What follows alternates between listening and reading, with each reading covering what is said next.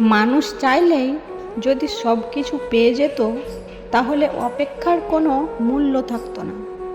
আর মানুষ চাইলেই যদি ভুলে যেতে পারত, তাহলে স্মৃতির কোনো মূল্য থাকতো না।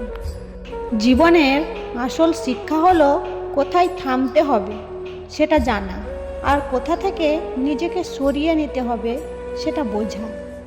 সুখে থাকার জন্য পুরো পৃথিবীর দরকার হয় না, শুধু নিজেকে বোঝার মতো একজন মনের মানুষ পাশে থাকলেই হয়।